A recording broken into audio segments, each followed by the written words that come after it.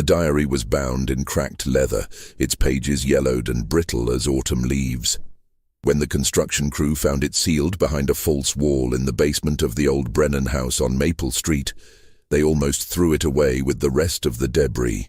Almost. But something about the way it had been hidden, wrapped in oilcloth, placed inside a tin box, then bricked into a cavity that had been deliberately constructed to conceal it, made the foreman pause. He opened it carefully, and the first words he read made his hands tremble. "May God forgive me for what I have done." 300 souls passed through this house, and not one of them left the way they came in. The date on that entry was November 14th, 1860. The signature at the bottom read, Hannah Grace Brennan. The name meant nothing to the foreman, but it would soon mean everything to the historians who descended upon that modest two-story house in Lancaster, Pennsylvania. Because Hannah Grace Brennan had been, according to all official records, a widow who lived alone, kept to herself, and died quietly in her sleep in 1862. She had no children, no close relatives, and apparently no remarkable life story worth recording. But that diary told a different story entirely. A story that would raise questions no one could fully answer. A story about 300 people who entered her house between 1856 and 1861, and whose fates remained, even after the diary's discovery, disturbingly unclear. The foreman, a man named Robert Chen, who had been in the construction business for 20 years, would later say that he felt something wrong the moment he broke through that wall. The air that escaped from the cavity was cold, unnaturally cold for a summer day, and it carried a smell he couldn't quite place. Not decay exactly, but something stale and ancient, like the air in a tomb that had been sealed for centuries. His crew wanted to continue with the demolition, but Chen insisted on examining the box first. When he opened it and saw the diary, he knew immediately that this was something significant. The house had been scheduled for demolition to make way for a new shopping center. It had sat vacant for 3 years, ever since the last owner had moved out abruptly in the middle of the night, leaving behind most of his possessions. Before that, the property records showed a long string of short-term residents, none staying more than a year or two. The house had a reputation in the neighborhood, a reputation for being strange, unsettling, wrong somehow. Children crossed the street rather than walk past it. Real estate agents had trouble selling it, even at prices well below market value. Now, with the diary in hand, Chen began to understand why. Hannah Grace was born on a frigid January morning in 1818, the second daughter of Samuel and Rachel Yoder. The Yoder farm sat on 120 acres of rolling Pennsylvania farmland, about 8 miles outside of Lancaster. It was not a prosperous farm. The soil was rocky and difficult to work, and the growing season was short. But Samuel Yoder was a determined man, and his family never went hungry. The Yoders were Mennonites, part of a close-knit community that valued simplicity, hard work, and devotion to God above all else. Hannah grew up in a world of strict discipline and clear expectations. She woke before dawn to milk the cows and gather eggs. She spent her days helping her mother with cooking, cleaning, sewing, and preserving food for the winter. She attended church services twice a week and prayer meetings every evening. She learned to read from the family Bible, and she was taught that pride, vanity, and worldly ambition were sins that would lead her soul to perdition. But Hannah was different from her older sister Mary, who accepted these teachings without question. Hannah asked questions. She wondered why God would create people only to condemn them to slavery. She questioned why women were expected to obey men without protest, why children were beaten for minor transgressions, why suffering was considered noble and joy was viewed with suspicion. She never voiced these questions aloud. She was not foolish, but her mother saw the doubt in her eyes, and it worried her. "You have a restless spirit, Hannah," Rachel Yoder told her daughter when Hannah was 15. "That restlessness will bring you nothing but sorrow. You must learn to accept what God has ordained for you and find peace in obedience." Hannah tried. She truly did. She threw herself into her work, hoping that exhaustion would quiet the questions in her mind. She memorized scripture, hoping that God's word would give her the peace her mother promised. She prayed for hours, kneeling on the hard wooden floor of her room until her knees ached and her back cramped, begging God to take away her doubts and make her into the obedient daughter she was supposed to be. But the questions never went away. They only grew louder. When Hannah was 19, her father took her to Lancaster to sell eggs and butter at the market. It was there that she met Thomas Brennan for the first time. He was working as a carpenter's apprentice, helping to build a new storefront on Queen Street. Hannah walked past the construction site on her way to the market, and Thomas looked up from his work and smiled at her. It was a simple smile, nothing inappropriate or forward, just a friendly acknowledgement of her presence. But something about that smile, the warmth in it, the genuine kindness, stayed with Hannah long after she returned to the farm. She saw Thomas again 3 weeks later when her father brought her back to Lancaster.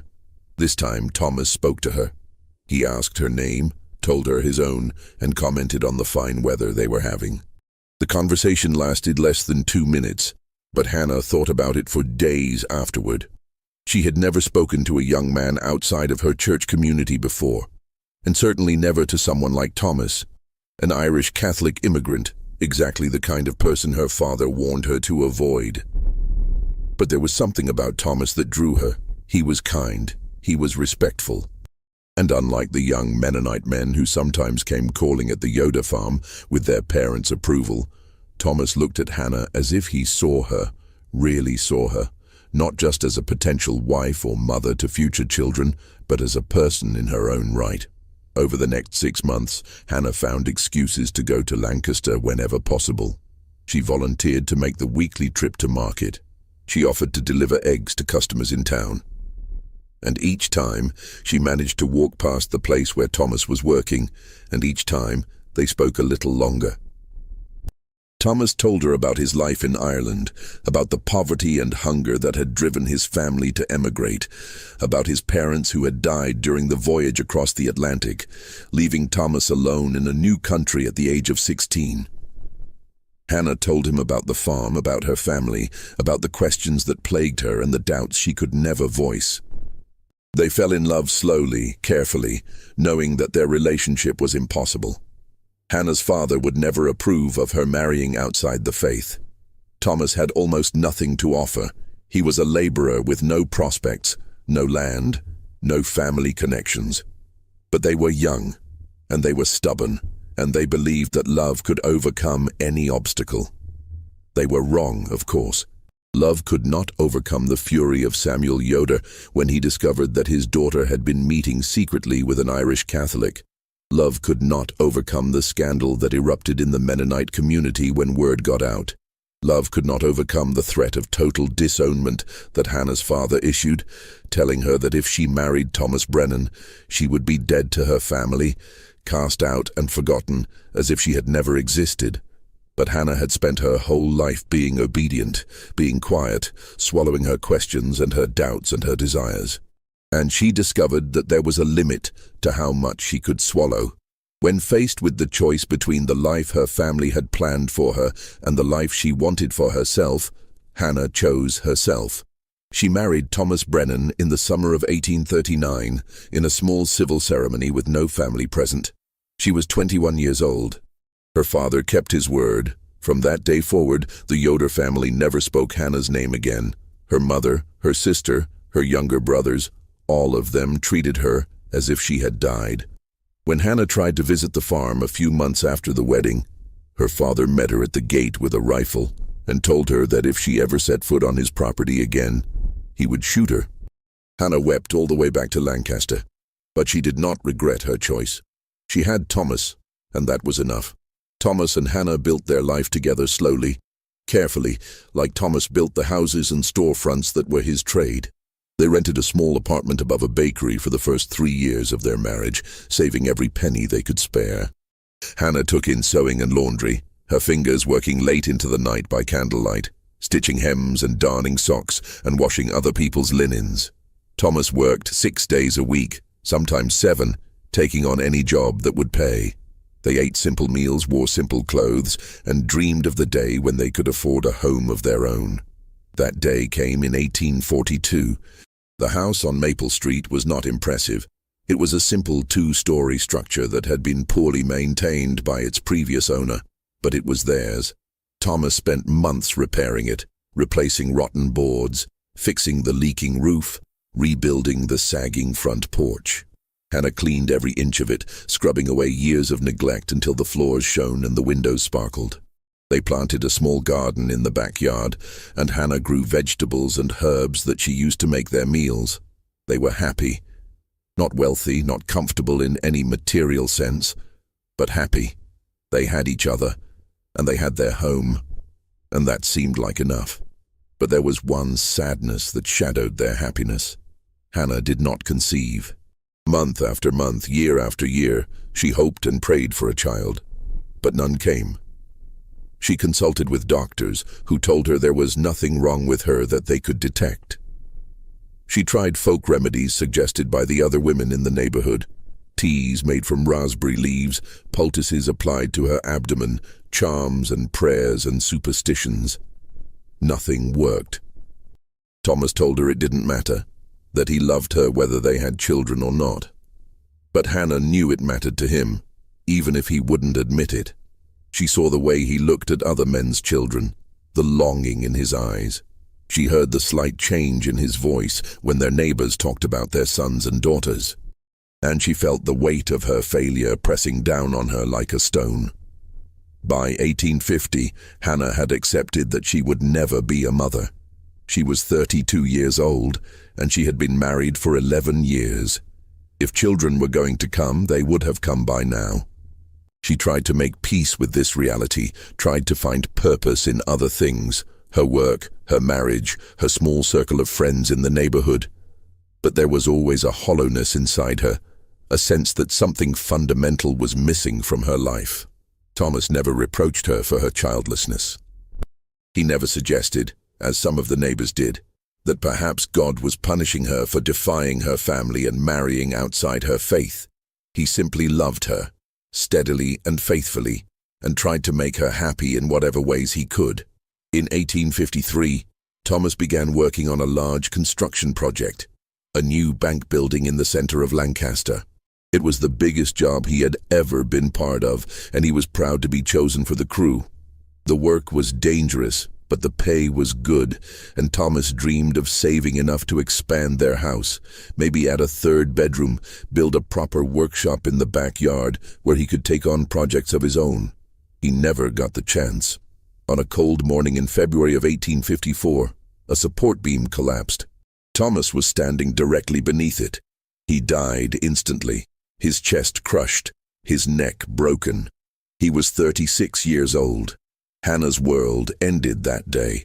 The neighbors who had been her friends suddenly became distant, uncomfortable with her grief, uncertain how to help.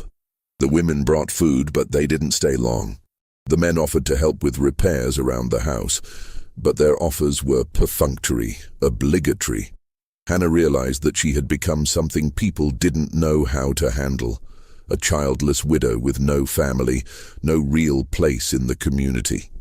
She buried Thomas in the Catholic cemetery, even though she was not Catholic herself. She stood alone at his grave while the priest spoke words she barely heard, and then she went home to the empty house on Maple Street and tried to figure out how to continue living. The months after Thomas's death were the darkest of Hannah's life. She moved through her days like a ghost, going through the motions of survival without any real sense of purpose. She continued to take in sewing and laundry because she needed the money to pay her rent and buy food. She attended church services, though she no longer prayed with any real hope that God was listening. She kept the house clean and the garden tended because those were the things she had always done, and she didn't know what else to do. The neighbors whispered about her. They said grief had made her strange. They said she talked to herself, that she sometimes stood in her yard at night staring at nothing, that lights burned in her windows at all hours. Some of this was true. Hannah did talk to Thomas sometimes, as if he was still there. She did stand outside at night because sleep eluded her and the darkness felt less oppressive than the empty house. And yes, she kept candles burning because the thought of sitting alone in the dark was unbearable. But the neighbors didn't understand. They saw her behavior as madness, as something to be pitied or feared. They didn't see that Hannah was simply trying to survive the unsurvivable, trying to find a way to keep living when the only person who had ever truly loved her was gone.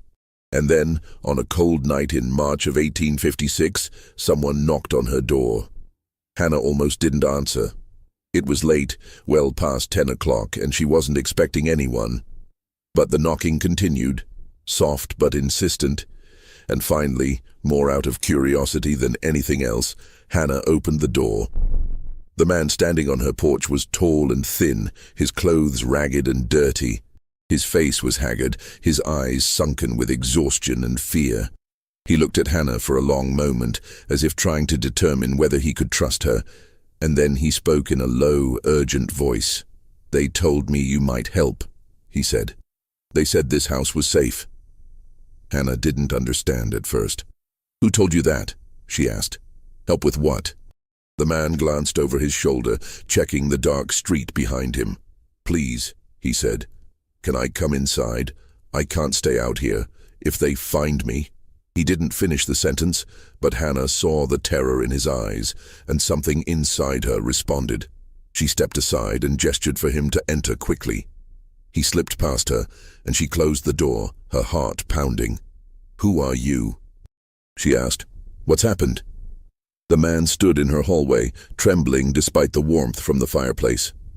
"My name is Nathan," he said. "I've been traveling for 2 weeks. I was told there were safe houses along this route, places where people like me could rest. Someone in Philadelphia said I should come here, to this address. They said a woman lived here who helped people." "Are you that woman?" Hannah stared at him, understanding beginning to dawn. "People like you," she repeated slowly. "You mean—" "I was enslaved," Nathan said bluntly. "In Maryland. I escaped. And now I'm trying to get to Canada, where I'll be free. But I can't make it without help. I'm injured, my feet are badly cut, and I think I have a fever. I just need 1 night, maybe 2, somewhere safe to rest. Then I'll be gone. You'll never see me again."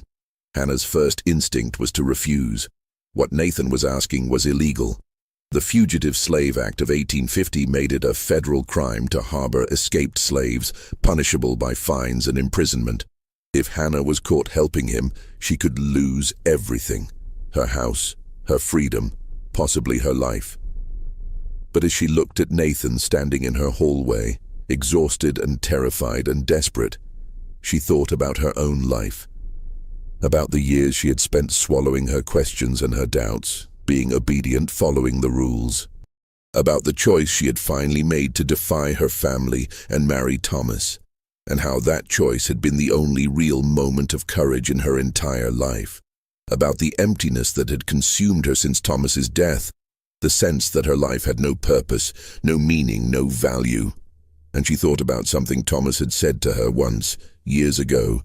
They had been talking about slavery, about the growing tensions in the country, and Thomas had said, "If someone came to our door asking for help, I'd like to think we'd be brave enough to give it, no matter the cost." Hannah had agreed with him then. Now she had a chance to prove whether she had meant it. "Come in," she said to Nathan. "Come into the kitchen. Let me look at your feet, and I'll get you something to eat." She brought him to the kitchen and lit more candles so she could see clearly. Nathan's feet were indeed badly cut, the soles torn and bleeding from walking long distances over rough terrain. Hannah boiled water and carefully cleaned the wounds, then bandaged them with strips of clean cloth. She gave him bread, cheese, and cold chicken left over from her own dinner. She watched him eat ravenously, barely pausing to chew, and she realized that he probably hadn't had a real meal in days. "You can sleep in the cellar," she told him. "It's not comfortable, but it's warm and dry and no one will see you there. I'll bring you more food in the morning." Nathan looked at her with tears in his eyes. "Thank you," he whispered.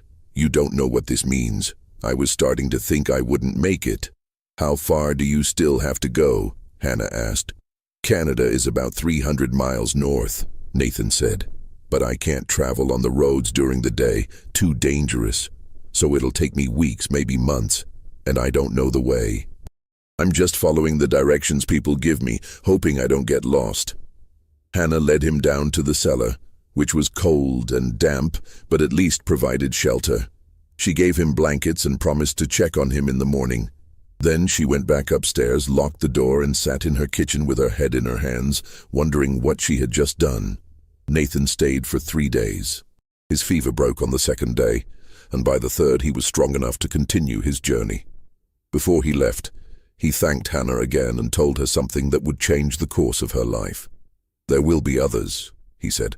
"Word spreads among us about which houses are safe. I'll tell the next person I meet and they'll tell others. If you're willing to help, people will come." And then he was gone, disappearing into the pre-dawn darkness, heading north toward freedom or death.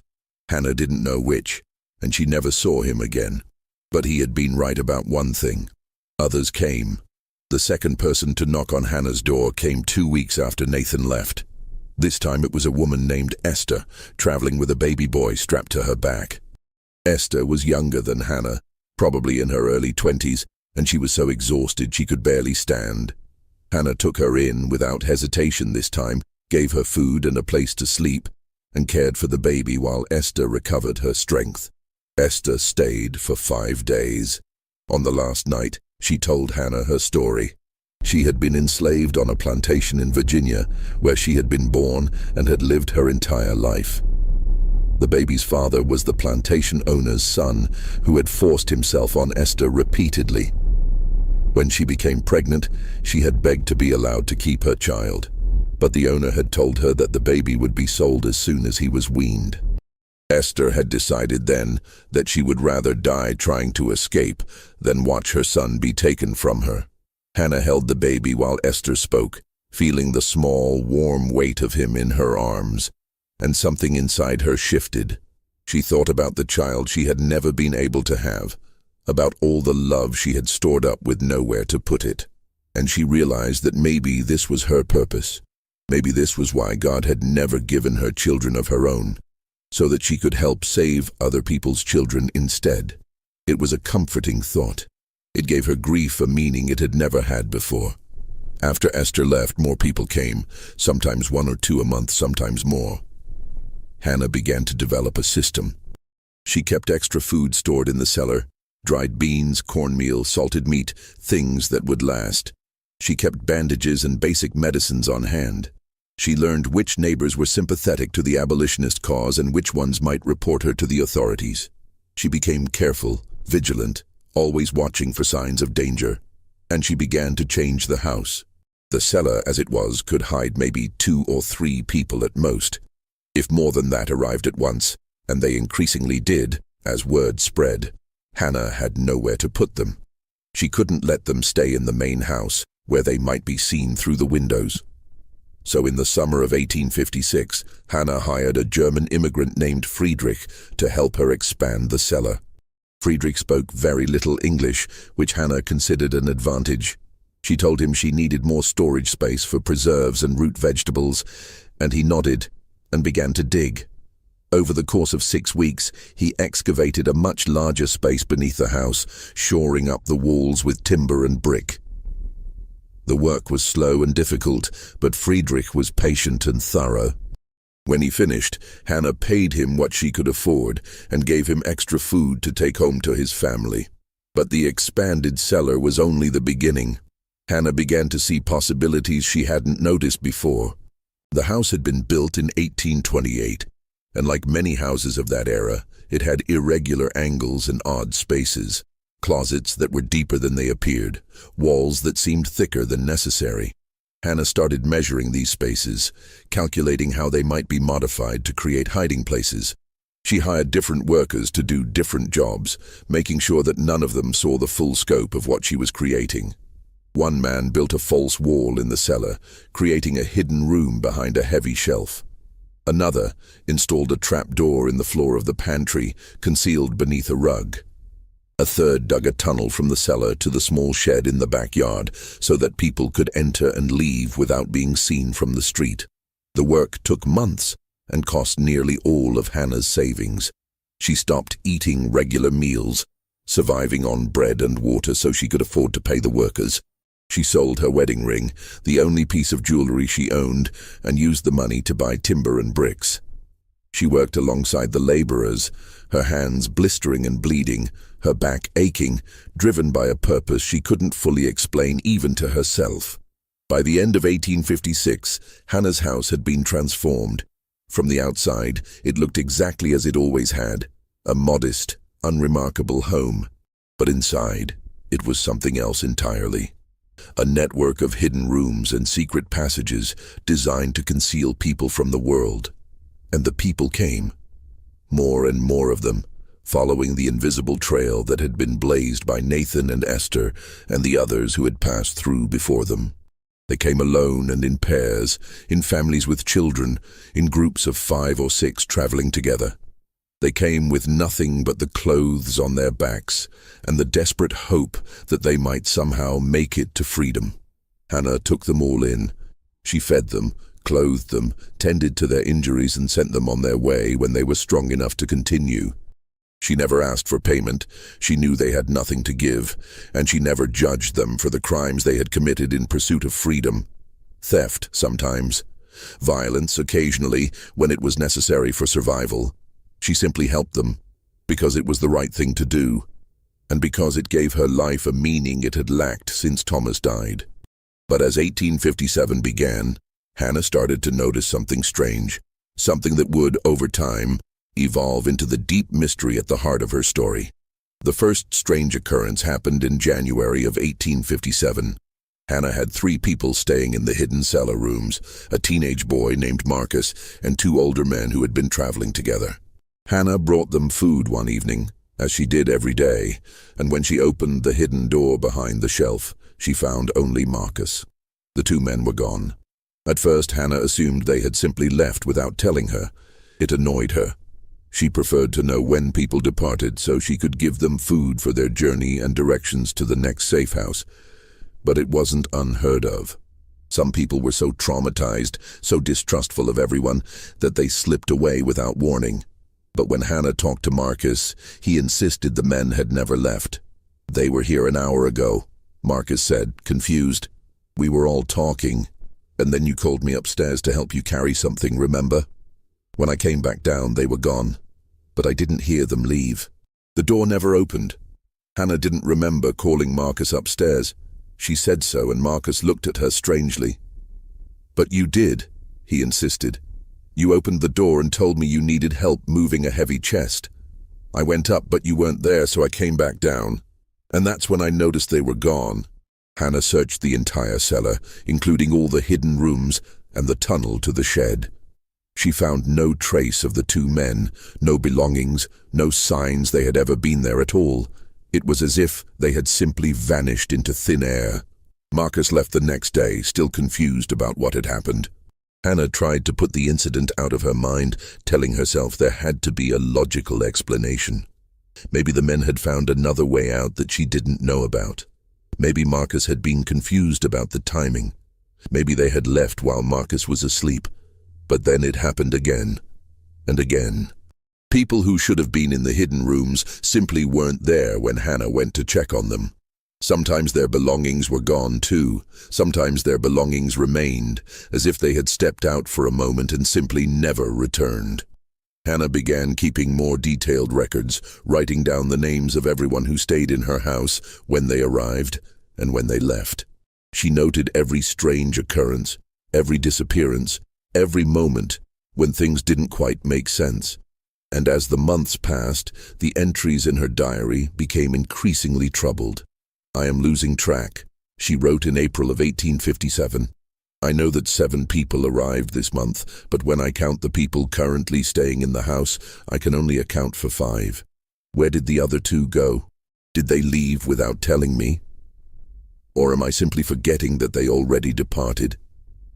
My mind feels foggy lately, as if I am walking through a dream and cannot quite wake up." The house itself seemed to be changing too. Hannah would walk into a room and feel as though the proportions were slightly off, as though the walls had shifted a few inches while she wasn't looking. She would climb the stairs and count 13 steps one day, 14 the next. She would open a closet and find it deeper than she remembered, or shallower, or facing a different direction entirely. She told herself she was exhausted, that she wasn't sleeping enough, that the stress of harboring fugitives was taking a toll on her mental health.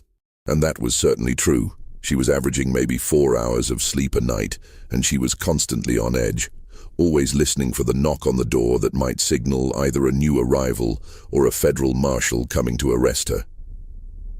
But deep down, Hannah knew that something else was happening, something she couldn't explain with logic or reason. The house was doing something to the people who stayed there, changing them somehow, or changing the way they moved through space, or, and this was the thought that frightened her most, keeping them. In October of 1857, Hannah had a visitor who would force her to confront these fears directly. Her name was Sarah Ann, and she arrived on a cold October night with a young girl of about 8 or 9. The girl was Sarah Ann's daughter, she explained, though the family resemblance was not strong. The child was very light-skinned, with hazel eyes and loose brown curls, while Sarah Ann had dark skin and tightly coiled black hair. Hannah understood immediately what this meant. The child's father must have been white, probably the man who owned Sarah Ann. It was a common story and always a tragic one. Sarah Ann and her daughter, whose name was Lily, stayed in Hannah's house for 2 weeks. Sarah Ann had injured her ankle while escaping, and it needed time to heal before she could continue traveling. During those 2 weeks, Hannah grew attached to both of them, especially to Lily, who was a bright, curious child despite everything she had been through. Lily liked to draw. Hannah gave her paper and pencils, and Lily would sit for hours in the hidden cellar room, creating pictures of the things she remembered. Flowers she had seen, animals from the plantation, her mother's face. But she also drew other things, strange things that made Hannah uncomfortable when she saw them. She drew the house, but in her drawings, the house had too many rooms. Rooms that spiraled endward into darkness. Rooms that folded back on themselves. Rooms that seemed to exist in multiple places at once. "What is this?" Hannah asked, pointing to one of the drawings. "The rooms where people sleep," Lily said simply. "But there aren't this many rooms," Hannah said. "I only built 3 hidden spaces." Lily looked at her with those strange hazel eyes.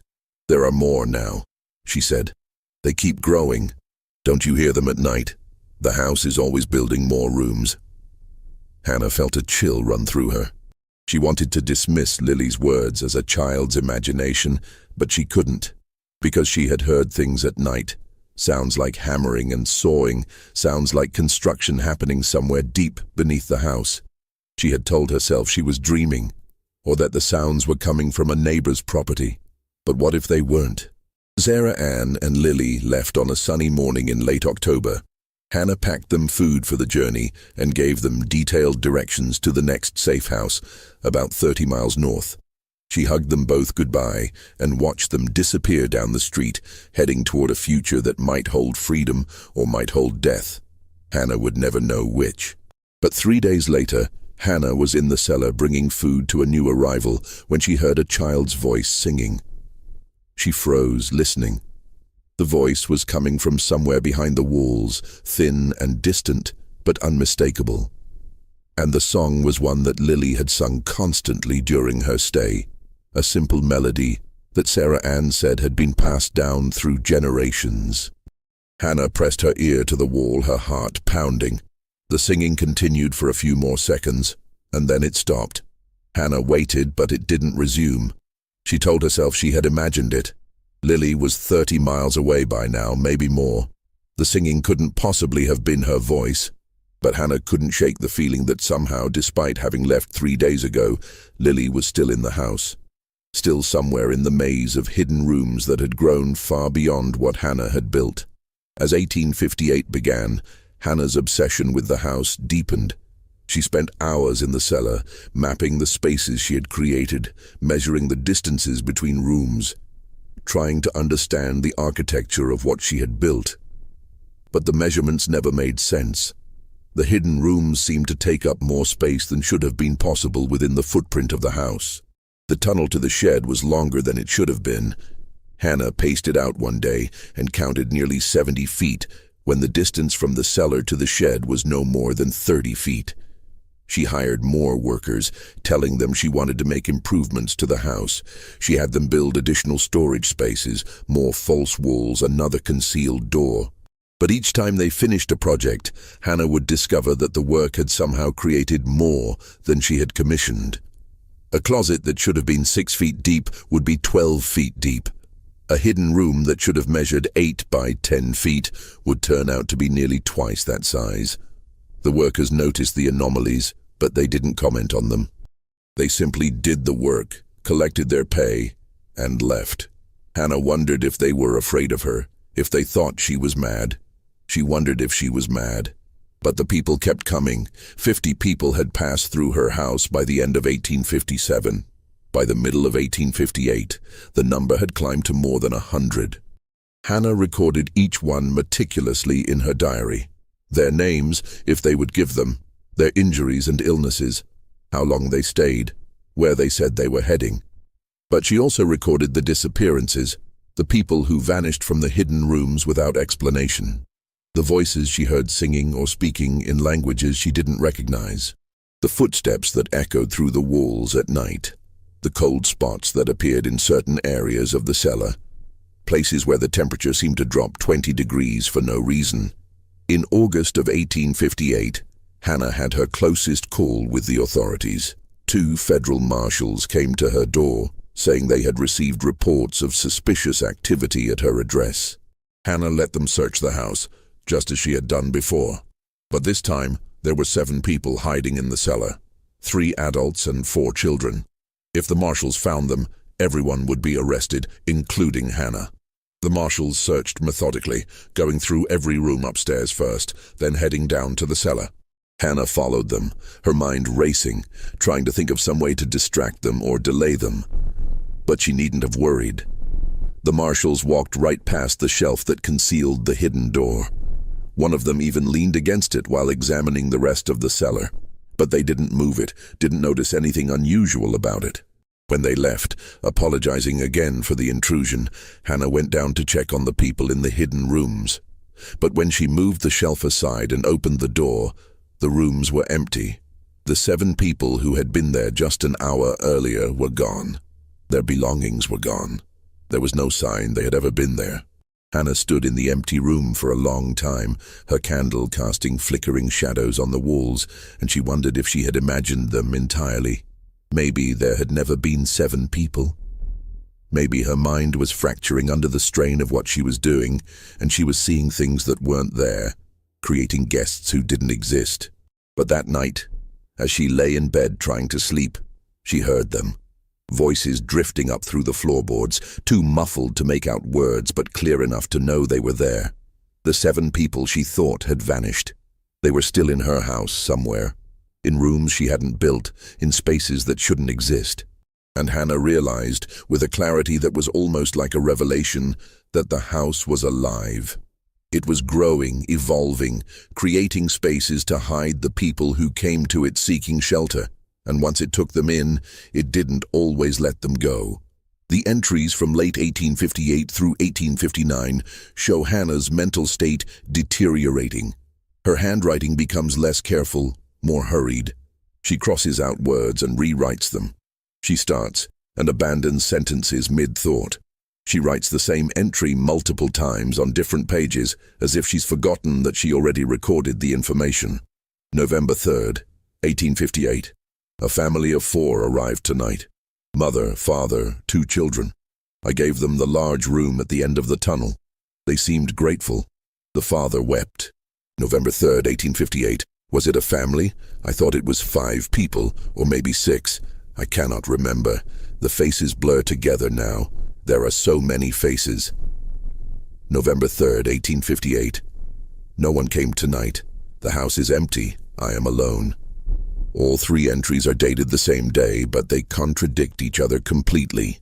Either Hannah was confused about the date, or her memory was failing, or And this is what historians would later debate. Something about the house itself was causing her to experience time differently. She wrote about dreams that felt more real than waking life. Dreams in which she walked through infinite corridors lined with doors, and behind each door was a person she had helped, safe and sleeping. Dreams in which Thomas was still alive, working in the cellar, expanding it room by room, his hammer ringing against nails in a rhythm that never stopped. Dreams in which she was underground, deep beneath the house in a vast space that hummed with the presence of hundreds of people, all of them waiting, all of them silent. She wrote about losing time. She would start a task in the morning and suddenly it would be night, with no memory of the hours in between. She would go down to the cellar to bring food to her guests and emerge to find that 3 days had passed. She would talk to people who claimed they had been staying in her house for weeks, though she had no memory of them arriving.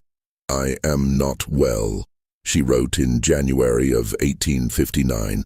"I know I am not well, but I cannot stop. They need me. All of them need me. And if I stop, if I close the door and turn them away, what will happen to them? They will be captured. They will be sent back. They will suffer. I cannot allow that. I will not allow that, even if it costs me everything, even if it costs me my sanity." In March of 1859, Hannah hired yet another worker, a man named Douglas who specialized in masonry. She commissioned him to build what she called the final expansion, a series of brick-lined chambers beneath the deepest part of the cellar, accessible only through a narrow passage that required crawling on hands and knees. Douglas worked for 3 months on the project, and when he finished he told Hannah he had never built anything quite like it. "It's like a catacomb," he said. "Like something from the old country. Why would you want such a thing beneath your house?" Hannah didn't answer. She paid him double what they had agreed upon, and she made him promise never to speak of the work to anyone. Douglas took the money and left, and Hannah never saw him again.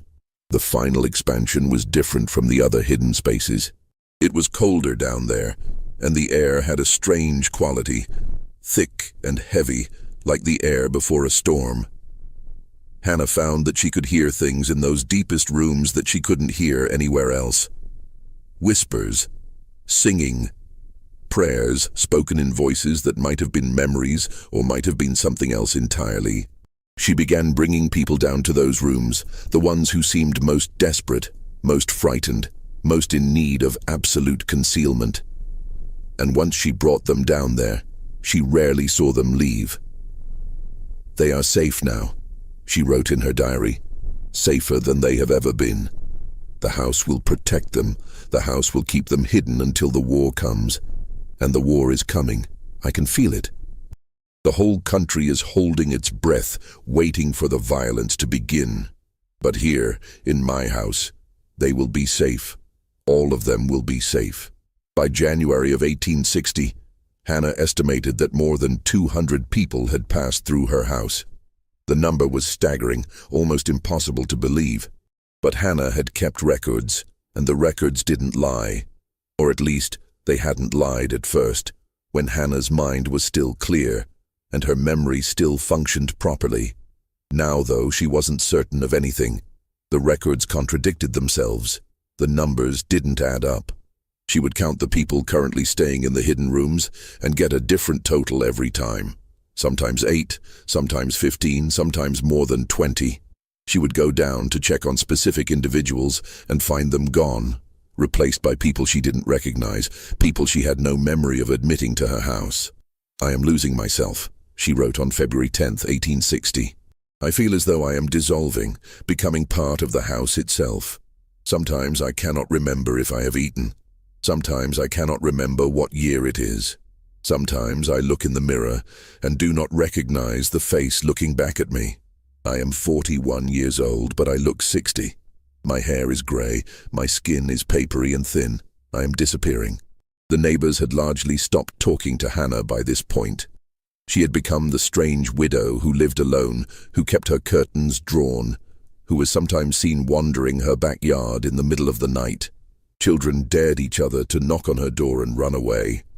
Shopkeepers watched her warily when she came to buy supplies, as if they expected her to do something unpredictable. But no one suspected the truth. No one guessed that her house harbored dozens of fugitive slaves, that beneath her quiet, unremarkable home was a labyrinth of hidden rooms and secret passages that had somehow grown far beyond what any human architect could have designed. In April of 1860, the war that Hannah had been predicting finally seemed imminent. The Democratic Party split over the question of slavery. Abraham Lincoln was nominated as the Republican candidate, running on a platform of preventing slavery's expansion. The country was fracturing, and everyone knew that violence was coming. Hannah began to prepare. She stockpiled food, dried beans, flour, salted meat, preserves, anything that would last. She filled every available container with water. She bought extra candles, extra blankets, extra medical supplies. She was preparing for a siege, though she couldn't have said exactly what form that siege would take. And the people kept coming, more than ever before.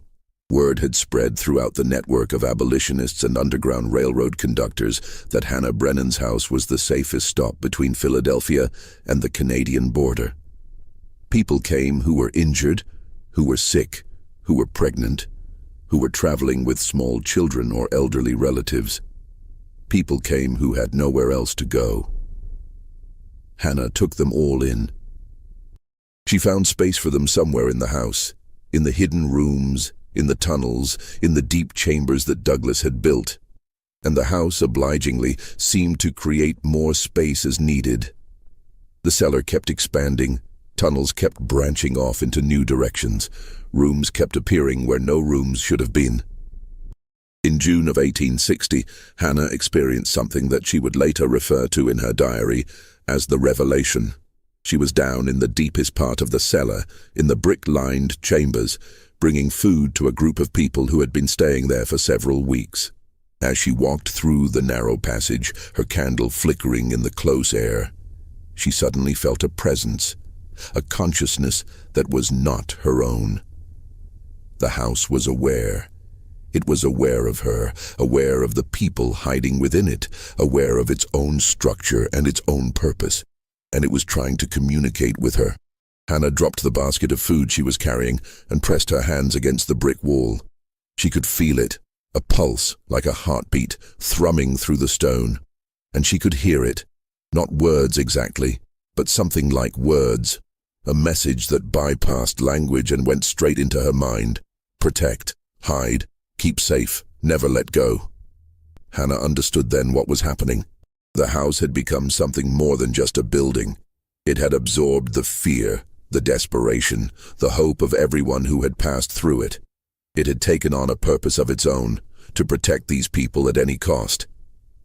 And it had found a way to do that by creating spaces that existed outside of normal reality, spaces where the fugitives could hide not just from their pursuers, but from the world itself.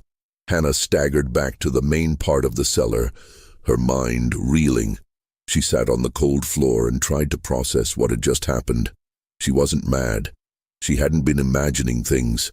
The house truly was alive, truly was protecting the people who came to it. But at what cost? Hannah thought about all the people who had vanished from the hidden rooms, who had never been seen leaving. Were they safe, hidden in the house's protective embrace?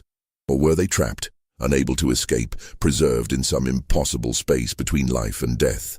Hannah didn't know, and she was terrified to find out. As summer turned to fall in 1860, Hannah made a tally. She went through all of her records, all of her diary entries, and tried to count every person who had ever stayed in her house. She worked on this project for weeks, cross-referencing entries, eliminating duplicates, trying to create an accurate list. The final number was 297. But even as she wrote that number down, Hannah knew it wasn't quite right. There were people she had forgotten to record, people who had come and gone in the confused fog of her deteriorating memory. There were the voices she heard at night, the shadows she saw moving through the house, the presences she felt but could not see. In November, 3 more people arrived, a mother and her 2 teenage sons. Hannah brought them down to the deep chambers, settled them in, gave them food and blankets, and as she did, she realized that with their arrival, the number had reached exactly 300 souls. The number felt significant somehow, like a completion, like a door closing. Hannah climbed back up to the main floor of the house and sat at her kitchen table. She opened her diary to a fresh page and wrote the words that would, 100 years later, send chills down the spine of the construction foreman who read them. May God forgive me for what I have done. 300 souls passed through this house, and not one of them left the way they came in. She sat for a long time after writing those words, staring at them, wondering what they meant. Had she just acknowledged a truth she had been avoiding? That none of the people who came to her house truly left, that they all remained somehow, trapped in the spaces between walls, preserved in rooms that existed outside of time? Or was she simply acknowledging that everyone who passed through her door was changed irrevocably, that they could never go back to being the people they had been before, that they had all died in some fundamental way and been reborn as something new?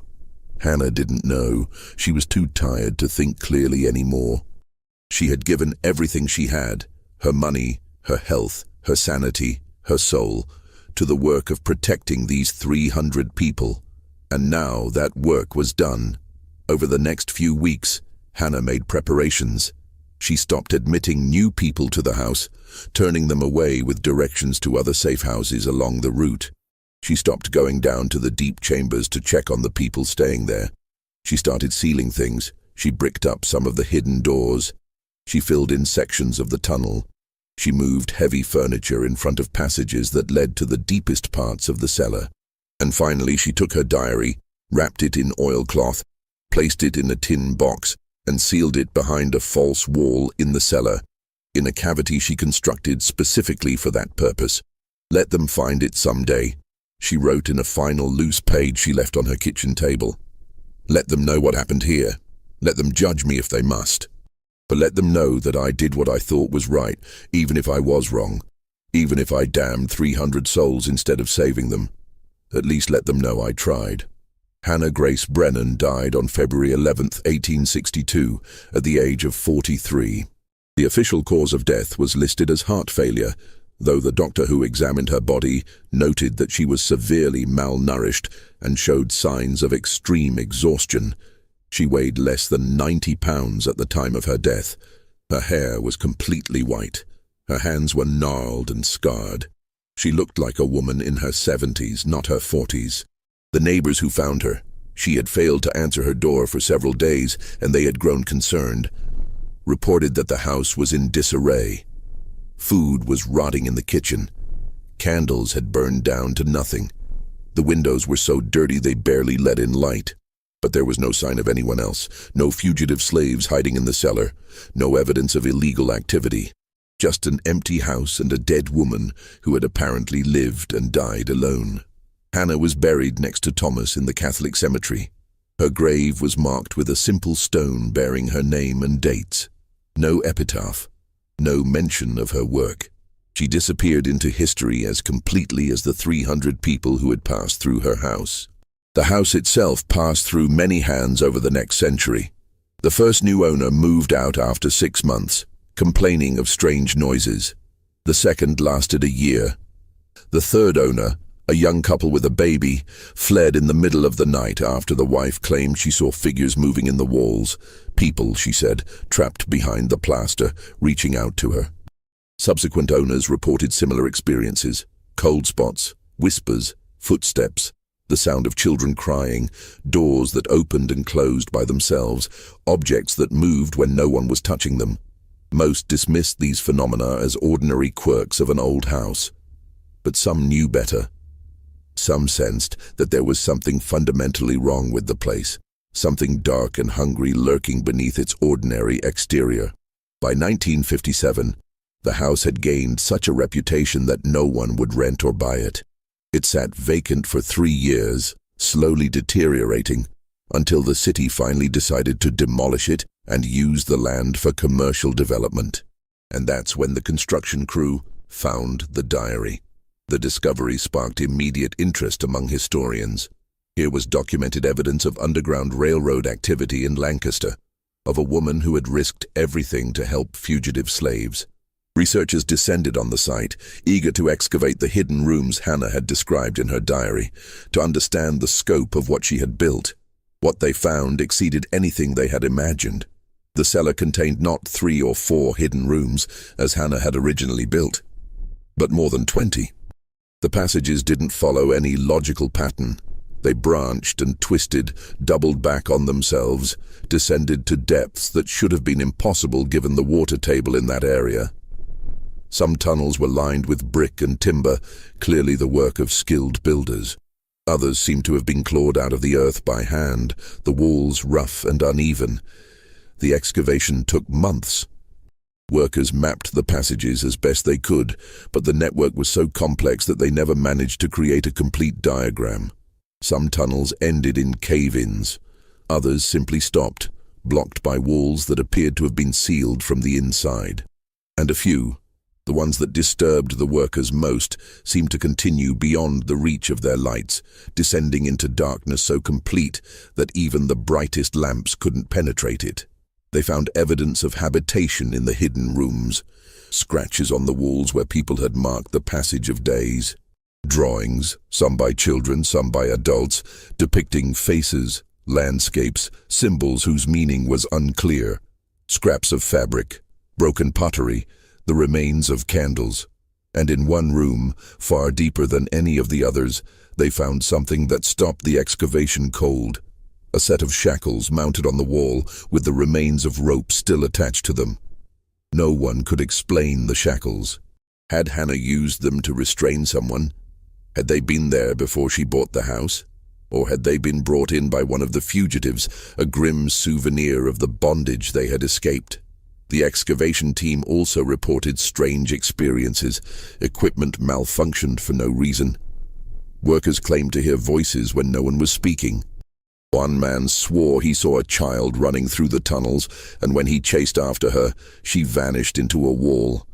Another worker refused to go back into the deep chambers after he felt hands grab his shoulders in the darkness, though he was alone at the time. Eventually, the excavation was abandoned. The city decided that the site was too unstable, too dangerous, too expensive to fully explore. They filled in the passages they had opened, demolished what remained of the house, and built a parking lot over the site. Later, that parking lot was replaced with a small park. A plaque was erected, commemorating Hannah Grace Brennan as a hero of the Underground Railroad. But historians continued to puzzle over the mystery.